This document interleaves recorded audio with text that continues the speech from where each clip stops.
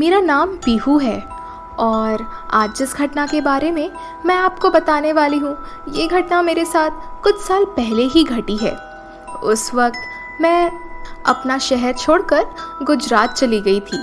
वहाँ पर मैं नौकरी की तलाश में गई थी। शुरुआती के कुछ दिनों में तो मैं अपने रिलेटिव्स के यहाँ ही रहती थी और वहीं आसपास नौकरी ढूंढने की कोशिश करती थी, पर उस इलाके में मुझे कोई भी नौकरी मिल ही नहीं रही थी। मैं बहुत ज़्यादा कोशिश करती थी। मैं रोज़ सुबह जल्दी उठकर नौकरी की ही तलाश में चली जाती थी। घर वापस आने के बाद भी मैं न्यूज़पेपर में नौकरी के लिए दिए गए एडवर्टीज़मेंट ही देखती थी और जब भी मुझे जो कुछ भी पसंद आता वहाँ पर इंटरव्यू के लिए चली जाती। पर मेरी किस्मत बहुत ही ज़्यादा ख़राब थी। मुझे मेरी मन लायक नौकरी मिल ही नहीं रही थी।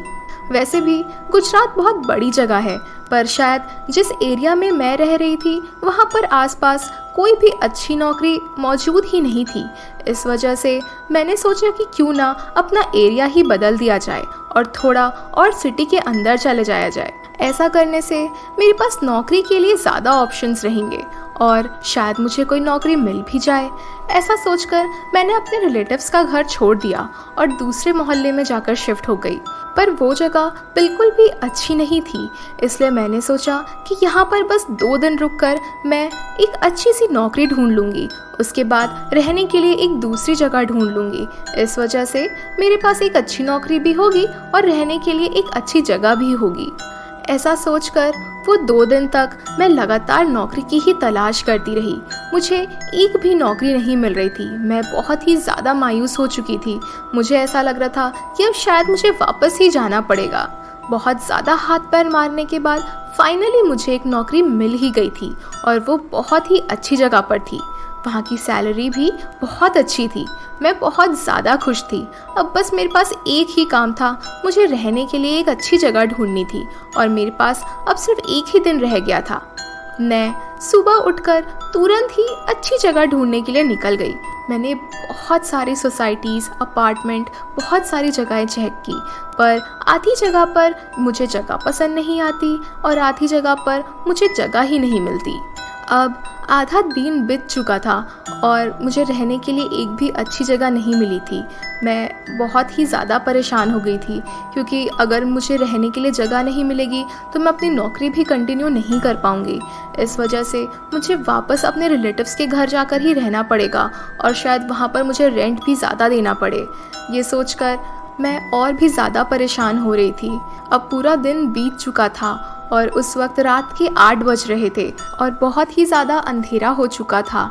मैं अब पूरी तरह से मायूस हो चुकी थी। तभी मेरे सामने एक बड़ी सी सोसाइटी मिली जहाँ पर बहुत सारी अलग अलग बिल्डिंग्स थी। मैंने सोचा एक बार आखिरी बार वहाँ पर जाकर भी पूछ लिया जाए। वहाँ पर मैं सारी बिल्डिंग्स के पास गई, पर वहाँ पर भी मुझे कोई ख़ास घर नहीं मिल पाया। जब मैंने सोचा कि अब वापस ही चलना चाहिए, तब मैंने देखा पीछे एक पुरानी सोसाइटी थी जहाँ पर 3-4 पुरानी बिल्डिंग्स थी। मैंने सोचा कि आखिरी बार वहाँ पर पूछ लेते हैं, फिर वापस तो घर जाना ही है। ऐसा सोचकर मैं उस बिल्डिंग्स के पास चली गई। वो जगह थोड़ी पुरानी थी पर बहुत अच्छी थी। वहाँ पर चहल पहल थी और वहाँ पर हर बिल्डिंग के लिए एक एक गार्डन दिया गया था। वहाँ पर मैंने एक बूढ़े आदमी से पूछा कि यहाँ पर कोई रूम अवेलेबल है या फिर कोई अपार्टमेंट। जैसे ही मैंने उस आदमी से पूछा, अड़ोस पड़ोस के जो लोग अपना टहल रहे थे वो मुझे थोड़ी देर के लिए देखने लगे। उसके बाद वो सब वापस टहलने के लिए चले गए। ये चीज़ मुझे थोड़ी सी वियर्ड लगी। तभी उस बूढ़े अंकल ने कहा कि हाँ, इस बिल्डिंग में 3 रूम खाली हैं, तुम चाहो तो ऊपर जाकर देख सकती हो। मैंने सोचा कि एक बार ऊपर जाकर देखना ही बेटर होगा। जैसे ही मैं ऊपर गई तो वो रूम बहुत ही अच्छा था। इवन वहाँ पर फर्नीचर भी थे और किचन का सामान भी था। उस आदमी ने मुझसे कहा कि मैं तुमसे ज़्यादा पैसे नहीं लूँगा, और जब उसने मुझे रेंट बताया तो रेंट भी बहुत ही कम था। मैंने उसे तुरंत ही एडवांस दे दिया और वो रात मैंने उसी घर पे बिताई, क्योंकि अगले दिन रेडी होकर मुझे तुरंत ही काम पर जाना था और मैं अपना पहला दिन लेट नहीं जाना चाहती थी। ऑफिस से वापस आते वक्त मैं अपने पुराने घर से अपना सारा सामान लेकर इस नए घर में पूरी तरह से शिफ्ट हो गई थी और इस घर में अब मुझे बहुत ही ज़्यादा अच्छा लग रहा था। शाम को खाना खाने के बाद मैं थोड़ी देर नीचे वॉक करने भी जाया करती थी।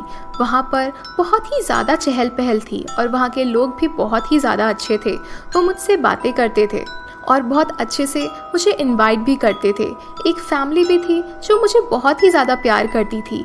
करीब 1 हफ्ते तक तो सब कुछ बहुत ही बेहतरीन चल रहा था, पर 1 हफ्ते के बाद मुझे थोड़ा अजीब सा लगने लगा था। वहाँ पर सोसाइटी के जितने भी लोग थे, मुझे ऐसा लगता था कि वो सब सिर्फ मुझे देखते ही रहते हैं। शुरुआत में तो मुझे ऐसा लगता था कि शायद मैं बहुत ही ज़्यादा खूबसूरत हूँ, इसलिए सब मुझे इस तरह से देखते हैं, पर थोड़े दिन के बाद वो थोड़ा क्रीपी होने लगा था। मुझे अब ऐसा लगने लगा था कि आखिर ये लोग मुझे देख क्यों रहे हैं। कभी कभी मुझे ऐसा लगता था कि शायद मेरे बाल या फिर मेरे कपड़े थोड़े ख़राब हैं, कहीं इस वजह से तो ये लोग मुझे नहीं देख रहे हैं। अब इस चीज़ का असर मुझ पर कुछ ज़्यादा ही होने लगा था। अपने रूम पर भी जब मैं जाती और रात को सोने की कोशिश करती, तब भी मुझे ऐसा लगता कि जैसे कोई मुझे देख रहा है। ये बहुत ही ज़्यादा अजीब फीलिंग थी जो मैंने आज तक कभी भी महसूस नहीं की थी और इस वजह से मैं सो नहीं पा रही थी। मुझे रोज़ ऑफिस जाना पड़ता था और ऑफिस के वक्त मुझे इतनी ज़्यादा नींद आती थी कि मेरे हाथ में बस कॉफ़ी का ही मग होता था। अब बहुत ही ज़्यादा दिन बीत चुके थे और रात के वक्त मैं बिल्कुल भी नहीं सो पाती थी। मैं बस जागती ही रहती थी। कभी कभी मैं नीचे देखती तो लोग 2-3 बजे तक भी नीचे वॉक किया करते थे। उन्हें देखकर मैं भी रात के 1-2 बजे वॉक करने के लिए चली जाती थी, ये सोचकर कि शायद ताज़ी हवा लेने के बाद मुझे नींद आ जाए, पर ऐसा नहीं हो रहा था और इस वजह से मेरी सेहत बहुत ही ज़्यादा ख़राब हो जा रही थी। मुझे डार्क सर्कल्स हो रहे थे, मेरा वेट बहुत ही ज़्यादा कम हो गया था। ऑफिस में भी लोग अब इसी बारे में बातें करने लगे थे। तब मैंने डिसाइड कर लिया कि शायद मुझे अब डॉक्टर के पास चले ही जाना चाहिए। फिर एक दिन ऑफिस से छुट्टी लेकर मैं डॉक्टर के पास चली गई और वहाँ जाकर मैंने उन्हें सारी बात बताई। उन्होंने मुझसे थोड़े बहुत सवाल किए और फिर चेक करने के लिए कि मुझे सच में नींद आती है या नहीं, ये सोचकर उन्होंने मुझे खाली रूम पर लिटा दिया और वहाँ पर मुझे एक बोरिंग सी मूवी लगाकर छोड़ दिया। मुझे पता ही नहीं चला कि मैं कब वहाँ पर सो गई और करीब 6 घंटे सोने के बाद मैं उस हॉस्पिटल पर उठी। मुझे इतना ज़्यादा फ्रेश लग रहा था कि मैं बता नहीं सकती। तब डॉक्टर ने मुझसे कहा कि तुम्हें कोई भी तकलीफ नहीं है, तुम्हें नींद तो बहुत ही ज़्यादा आती है, ऑफिस में भी तुम्हें नींद आती है और अभी भी तुम आराम से यहाँ पर सो गई, तो फिर तुम रात में क्यों नहीं सो पाती हो।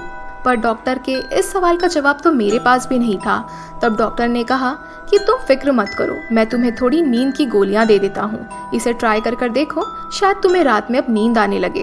फिर डॉक्टर के पास से दवाई लेकर मैं वापस अपने घर में आ गई। घर आने के बाद मैं बस यही सोच रही थी कि आखिर मेरे साथ ऐसा क्यों हो रहा है, आखिर मैं क्यों नहीं सो पा रही हूँ। मुझे इतना तो पता था कि जब से मैं इस नए घर में आई हूँ मैं सो नहीं पा रही, पर क्या है इस बात का असली राज या फिर इस घर का राज, ये जानने के लिए देखिए इस स्टोरी का दूसरा पार्ट।